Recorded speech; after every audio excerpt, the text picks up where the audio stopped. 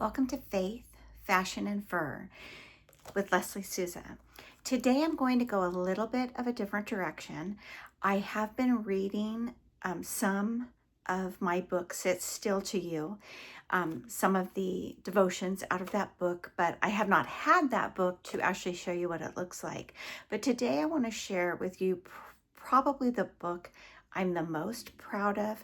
But the reason I think I'm the most proud of it is that once I finished it, my pastor read it and approved it because I wanted to make sure I wasn't, that I was representing the trip that we all had gone on with the church together correctly.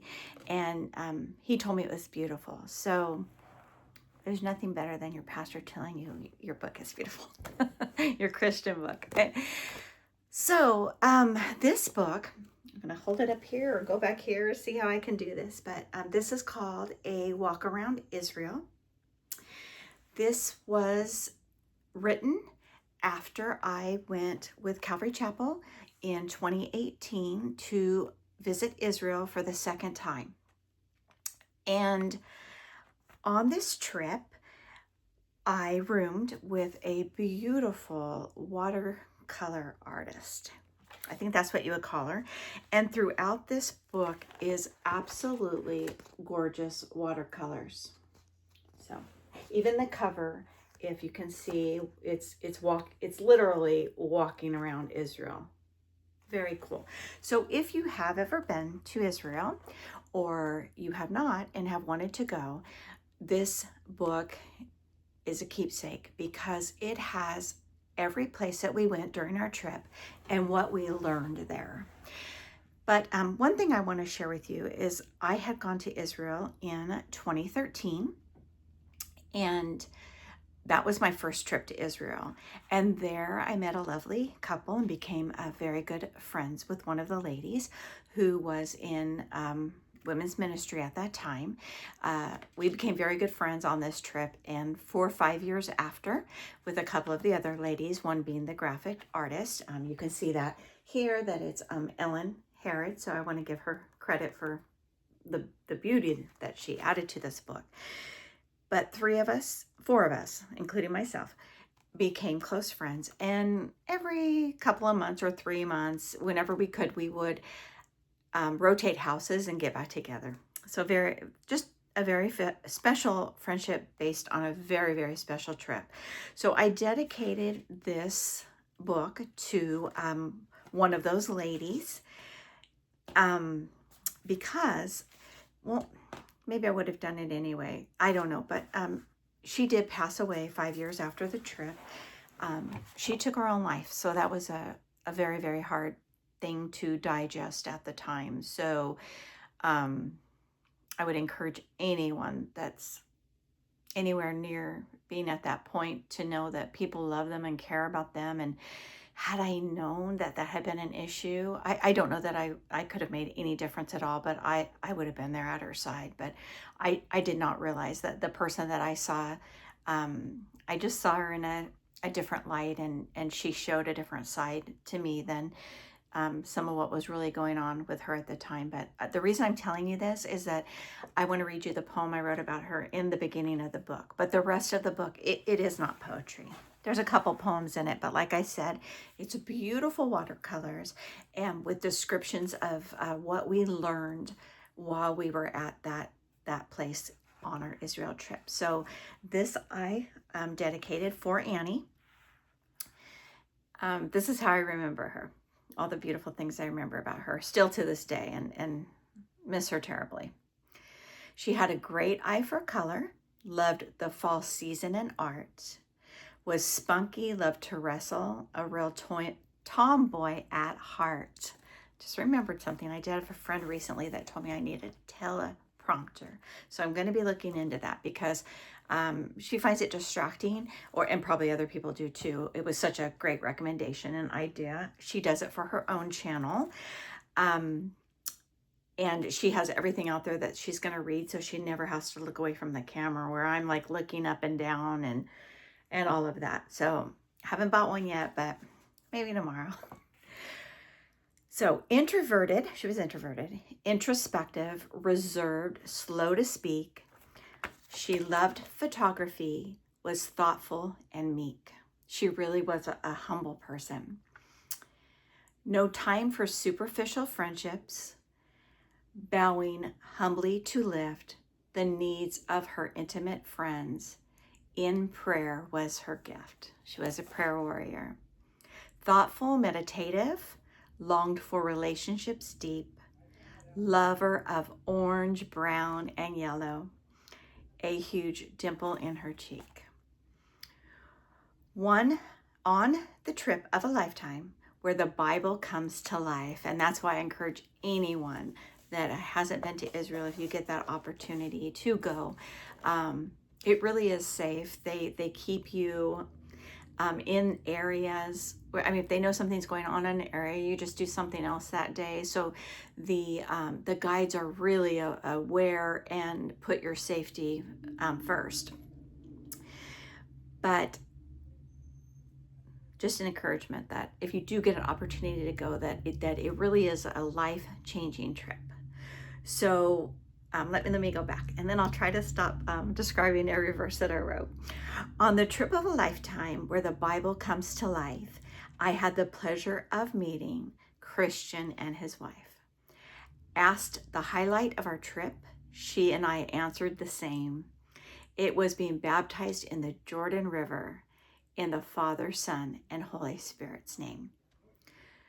Written in Hebrew on her finger, a reminder not to fear, was Isaiah 41:10, her greatest souvenir. Ellen soon joined us. She is the watercolor guru. I call her God's easel. You can see through her watercolors all the beauties of Israel. Through spiritual unity and fellowship, we became the Christian buds. That's what we called ourselves. We laughed when we shortened it, and we became the Creds. Whatever. She found solace by the ocean, Pacific Grove. She visited often. The time God gave me with her will never be forgotten. And that's in loving memory of Annie. We called her Banani, so Annie Banani. September 12th of 1962 to December 12th of 2017. So do not fear. This is her verse that was on her finger. For I am with you. Do not be dismayed. For I am your God. I will strengthen you, help you. I will uphold you with my righteous right hand. And that was a souvenir that her husband bought her to remind her of the fear that she was living in. So I did understand that to some point, but I didn't realize it was so bad. So this is a picture of me and Annie and Ellen in Israel. So just put this back a little bit. So a great book, and it also includes my pastor, Pastor Damien. A lot of you have probably heard of him before. He is on a Bot Radio Network. Oh my word! And he's really a wonderful teacher. He knows his Bible, but he also teaches in such a truth. He gives the truth, but in such a caring way. Just has drawn me back to that church so many times. And what I mean by that is as my kids were growing up, they wanted to go to different churches because their friends were going there, and they wanted to go to camps, and there was some sort of like skateboarding thing one time my oldest son wanted to go to. So I did take them for a couple of years. I worked in the junior high department at another church, so I could just keep my kids as involved as possible because I knew that time was limited. But as soon as that time was over and they were going elsewhere on their own as young adults, I went right back to Calvary Chapel. So hold on, because next is going to be some really good fur moments that you don't want to miss. Have a great day.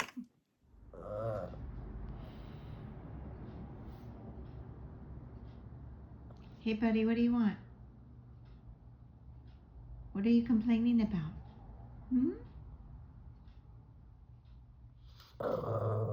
What is it? Can you tell me?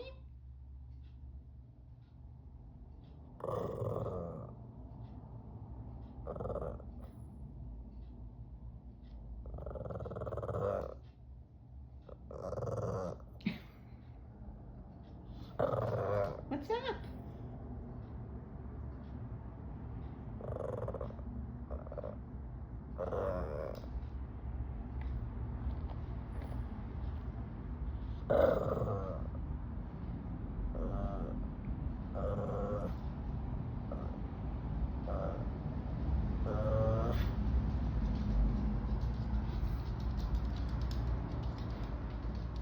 What do you think is up there?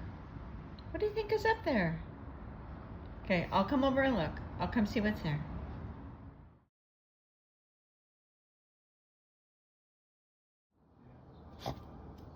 So these are Azzy's balls. These are for blind dogs. They have bells inside of them so they can hear them. So I just want to show you how good Azzy is doing playing ball. Are you ready, Azzy? Okay, here we go. Go get your ball. Go get your ball. Okay, bring it back. Good job. Come here. He drops that one already. Come here. Here's another one. Wanna go get your ball? Come here.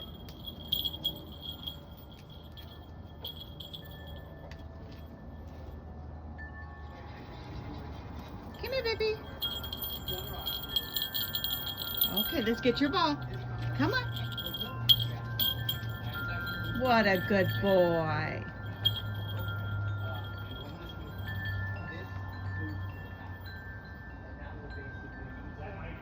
Good job, Azzy.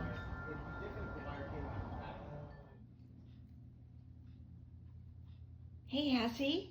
Azzy, did you find your new baby? Your new toy? Yeah. Do you like it? Do you like it, sweetheart? Let's see. Come here. Come here.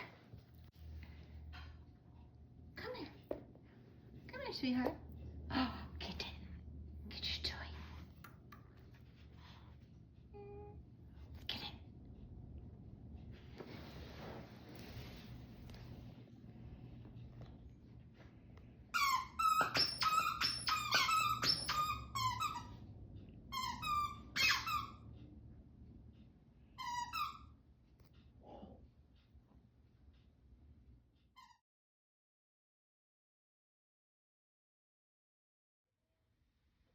Look at this sweet little guy laying right by me while I work on my books.